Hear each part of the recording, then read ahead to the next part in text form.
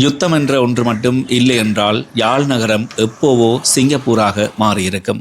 யாழ்ப்பாணத்தில் இருக்கிற உள்ளூர் மக்களால் பேசப்படுகின்ற ஒரு விஷயம், ஆசியாவிலேயே முதலாவதும் மிக பெரியதுமான மாநகர சபை கட்டிடமாக இந்த கட்டிடம். அப்படியே இது பார்த்தீங்கன்னு சொன்னால் கண்டி வீதி, சுப்பிரமணியம் பூங்கா, இங்கே இருந்து ஆரம்பித்து பின்னால் இப்படியே, அதாவது கடற்கரை வீதி வரைக்குமே இந்த கட்டிட அமைப்பு இருக்குது. இங்கே துவங்கி அங்கே வரைக்கும் இருக்குது. தெற்காசியாவிலேயே மிகப்பெரிய நூலகம் ஒன்று இந்த இடத்துல அழிவடைந்தது குறிப்பிடத்தக்க ஒரு விடயம். இதே இடத்துல பழைய கட்டிடம் இருந்த வரலாறு இருக்கிறது.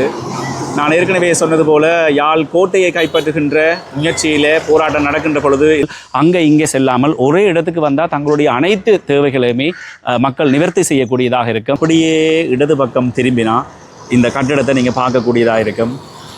ஒரு வித்தியாசமான கட்டிட அமைப்பில் தெற்காசியாவிலேயே மாநகர சபைக்கு இவ்வாறு ஒரு பெரிய கட்டிடம் அமைந்திருப்பது யாழ்ப்பாணத்தில் மட்டும்தான்.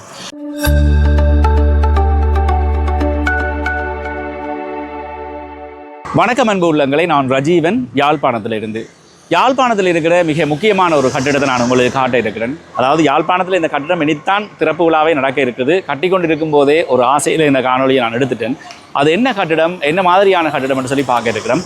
குறிப்பாக யாழ்ப்பாணத்தில் இந்த கட்டிடம் ஒரு முக்கியமான ஒரு லேண்ட்மார்க்காக வேறு இருக்குது. இப்போ யாழ்ப்பாணத்தில் இருக்கிற சில முக்கியமான லேண்ட்மார்க்னு பார்த்தா யாழ்ப்பாண கோட்டையை சொல்லலாம், அப்படி இல்லைன்னு சொன்னால் நூலகத்தை சொல்லலாம்.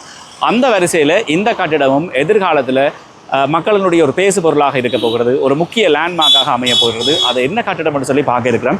என்னுடைய சேனலை இப்போ தான் நீங்கள் முதல்ல பார்க்குறீங்கன்னு சொன்னால் மறக்காமல் சப்ஸ்கிரைப் பண்ணிட்டு பாருங்கள். அதே சமயத்தில் ஃபேஸ்புக்கில் பார்த்து கொண்டிருக்கிறீங்கன்னு சொன்னால் ஃபாலோ பண்ணிட்டு பார்த்தீங்கன்னு சொன்னால் நான் எதிர்காலத்தில் போடுற எந்த ஒரு காணொலியை நீங்கள் தவற வேண்டிய அவசியம் வராது. தொடர்ந்து காணொலியை பார்க்கலாம். இந்த இடத்துல யாழ்ப்பாணம் துறையப்பா விளையாட்டு அரங்கு இருக்குது, பக்கத்தில் யாழ் போலீஸ் நிலையம் இருக்குது. அப்படியே இடது பக்கம் திரும்பினா இந்த கட்டிடத்தை நீங்கள் பார்க்கக்கூடியதாக இருக்கும். ஒரு வித்தியாசமான கட்டிட அமைப்பில் கட்டி கொண்டிருக்கிறாங்க. இப்போ போக வரும்போது இந்த இடத்தால் பார்க்க அழகாக இருந்தது. இப்போ முதல்ல கட்டிடம் ஒரு கொஞ்சம் மேல் உயர்ந்து வருகிற வரைக்கும் தெரியாது. ஒரு தடவை பஸ்ஸில் போய்க்கு தான் இந்த கட்டிடத்தை பார்த்துருந்தேன் நான். அதுக்கு பிறகு பார்த்தா கட்டிடம் இப்போ கிட்டத்தட்ட ஒரு 80 விதமான வேலைகள் இந்த கட்டிடத்தில் முடிவடைஞ்சிட்டுது. இது என்ன கட்டிடம்னு சொல்லி கொண்டிருக்கேன். இது என்ன கட்டிடம்னு சொன்னால் யாழ் மாநகர சபைக்கு தான் இந்த கட்டிடம் இப்பொழுது அமைய பெற்று வந்து கொண்டிருக்கிறது. திறப்பு விழா வரைக்கும் நான் காத்திருக்காமல் உடனடியாகவே இந்த இடத்துல காணொலியாக பதிவு செய்திருக்கிறேன். ஒரு வித்தியாசமான கட்டிட அமைப்பாக இந்த அமைப்பு அமைஞ்சிருக்குது. அதைத்தான் இன்றைய தினம் உங்களுக்கு நான் காணொலியாக காட்ட இருக்கிறேன்.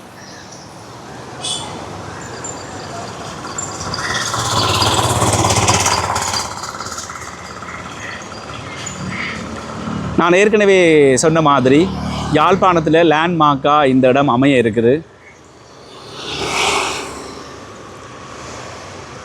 இப்போ என்னுடைய தேடலின் வாயிலாக கிடைச்ச தகவலின்படி ஏற்கனவே இந்த இடத்துல யாழ் மாநகர சபைக்கு ஒரு கட்டிடம் ஒன்று இருந்திருக்குது.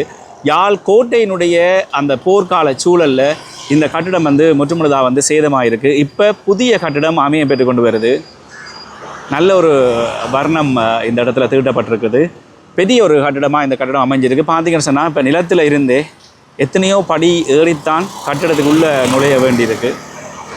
இந்த கட்டிடத்தினுடைய மோல்டிங் வேலைகள் எந்த நிறுவனம் செய்யுது, எப்போ இது திறக்க போகிறாங்க, எந்த ஒரு தகவலுமே எனக்கு தெரியாது. ஆனால் வெளிப்புற தோற்றம் அழகாக இருக்கிறபடியாக இந்த இடத்துல காணொலியை நான் பதிவு செய்கிறேன்.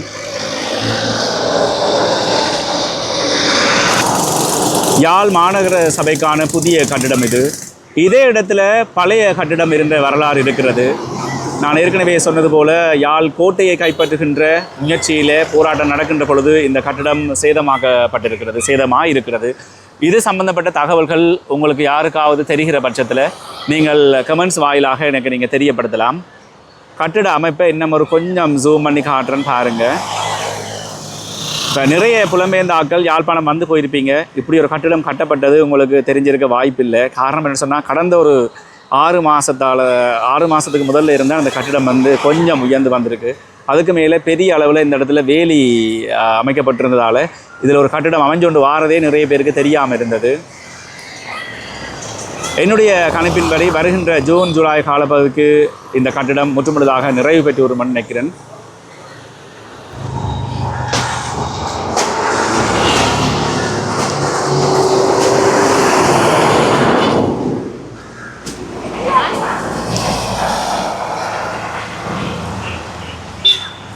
கட்டிடத்துக்கு நல்ல ஒரு மோல்டிங் வேலை. இப்போ எப்போ இந்த கட்டிடம் திறப்பாங்க, எப்போ பார்க்கலாம் என்று எனக்கே வந்து ஆசையாக இருக்குது. கட்டிடம் வந்து ரெண்டாக வந்து பிரித்து கட்டப்பட்டு கொண்டிருக்கு. இப்போ முன்னுக்கு ஒரு கட்டிடம், பின்னால் வந்து ஒரு கட்டிடம். ஆனால் முன்னுக்கு இருக்கிற அந்த கட்டிடத்துடைய அந்த வர்ணம், கலர், பெயிண்டோட கலர் வந்து செலக்ட் பண்ணியிருக்கிறாங்க, நல்லா இருக்குது.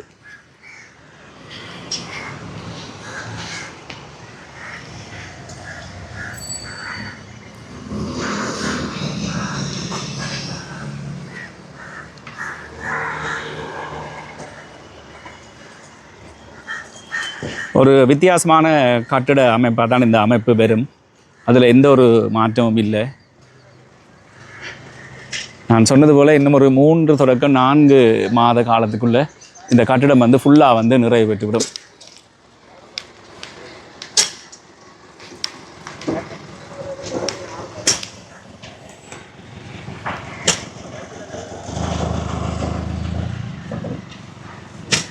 யாழ்ப்பாணத்தில் இருக்கிற உள்ளூர் மக்களால் பேசப்படுகின்ற ஒரு விஷயம், ஆசியாவிலேயே முதலாவதும் மிக பெரியதுமான மாநகர சபை கட்டிடமாக இந்த கட்டிடம் அமைய இருக்கிறது. அந்த அளவுக்கு ஒரு நிலப்பரப்பை கொண்டிருக்கிறது இந்த கட்டிடம். இப்போ என்னுடைய கணிப்பின்படி எதிர்காலத்தில் யாழ்ப்பாணத்தில் இருக்கிற அனைத்து அரச நிறுவனங்களையும் ஒன்றிணைத்து இதே இடத்திலேயே செயல்படுவதாக இருந்தால் மக்களுக்கு அது மிகவும் இலகுவாக இருக்கும். அதாவது ஒவ்வொரு தேவைகளுக்காகவும் மக்கள் அங்கே இங்கே செல்லாமல் ஒரே இடத்துக்கு வந்தால் தங்களுடைய அனைத்து தேவைகளையுமே மக்கள் நிவர்த்தி செய்யக்கூடியதாக இருக்கும். பார்க்கலாம் என்ன மாதிரி நடக்க போகுதுன்னு சொல்லி. இந்த கட்டிடம் கொண்டிருக்கிற நிலப்பரப்புன்னு பார்த்தீங்கன்னு சொன்னால் யாழ் மத்திய கல்லூரி, அப்படியே இது வந்து பார்த்தீங்கன்னு சொன்னால் கண்டி வீதி, சுப்பிரமணியம் பூங்கா, இங்கே இருந்து ஆரம்பித்து பின்னால் இப்படியே, அதாவது கடற்கரை வீதி வரைக்குமே இந்த கட்டிட அமைப்பு வந்து இருக்குது. இங்கே துவங்கி அங்கே வரைக்கும் இருக்குது. சுற்றி பார்க்குறதுன்னு சொன்னால் உங்களுக்கு ஒரு நாள் தேவை, நடந்து போகிறதுனாலும் உங்களுக்கு ஒரு நாள் தேவை. அதாவது வாசலில் அதால் வந்து வேலைக்கு வாரன்னு சொன்னால் கூட இதில் ஒரு 20 நிமிஷம் எடுக்க இருக்கிறது. அந்தளவுக்கு ஒரு பிரம்மாண்டமான கட்டிடமாக இந்த கட்டிடம் அமைய இருக்குது. யாழ்ப்பாணத்தில் இவ்வாறான புதிய கட்டிடங்கள் வாரது மிகவும் ஒரு மகிழ்ச்சிகரமான ஒரு தருணம். நான் சொன்ன மாதிரி யாழ்ப்பாணத்தில் இருக்கிற லேண்ட்மார்க்குகளில் இப்போ மேலதிகமாக ஒரு லேண்ட்மார்க் இந்த இடத்துல சேர்த்து கொள்ளப்படுது என்று சொல்லலாம்.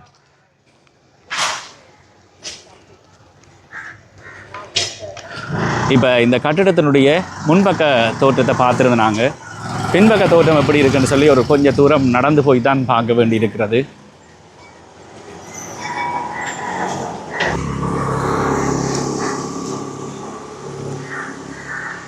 பின்பக்க தோற்றமும் நல்லா தான் இருக்குது. கட்டிடங்கள் வந்து கட்டி கொண்டு இருக்கும்போது ஒரு முடிவுக்கு நாங்கள் விரையலாது. கட்டி முடிய விட்டு தான் கட்டிடம் எவ்வாறு அமைய போகுதுன்னு, எவ்வாறு அமைஞ்சிருக்குன்னு சொல்லி பார்க்கலாம். கிட்டத்தட்ட என்னுடைய கணிப்பின்படி ஒரு 6 தொடக்கம் 7 மாடியாக இருக்க வேணும். இப்போ திறப்பு விழாவுக்கு வருகிற பட்சத்தில் நிச்சயமாக இந்த கட்டிடம் சம்மந்தப்பட்ட மேலதிக விவரங்கள், என்னென்ன விஷயம் உள்ளே இருக்குது, என்னென்ன திணைக்களகங்கள் உள்ள அமைய இருக்குன்னு சொல்லி சகல விவரங்களும் உங்களுக்கு நான் தர இருக்கிறேன். இப்போதைக்கு மேலோட்டமாக இந்த கட்டிடத்தை கட்டி கொண்டு இருக்கும்போது உங்களுக்கு காட்ட வேணும்னு சொல்லி நினச்சினான். இந்த கட்டிடத்தை ட்ரோன் கேமராவில் பார்க்கும்போது ஆசையாகவும் இருக்கிறது, அழகாகவும் இருக்கிறது. தெற்காசியாவிலேயே மாநகர சபைக்கு இவ்வாறு ஒரு பெரிய கட்டிடம் அமைந்திருப்பது யாழ்ப்பாணத்தில் மட்டும்தான். இதே போல் யாழ்ப்பாணத்தில் எத்தனையோ கட்டிடங்கள், வீடுகள் இந்த யுத்த காலங்களில் அழிவடைஞ்ச நிலையில் இருக்குது. குறிப்பாக யாழ்ப்பாண பொது நூலகம் தெற்காசியாவிலேயே மிகப்பெரிய நூலகம் ஒன்று இந்த இடத்துல அழிவடைந்தது குறிப்பிடத்தக்க ஒரு விடயம். இதுபோன்று தனியாற்ற வீடுகளும் கடை தொகுதிகளும் கட்டிடங்களும் யுத்த காலங்களில் அழிக்கப்பட்டது என்பதும் ஒரு வரலாறு. யுத்தம் என்ற ஒன்று மட்டும் இல்லை என்றால் யாழ் நகரம் எப்போவோ சிங்கப்பூராக மாறியிருக்கும்.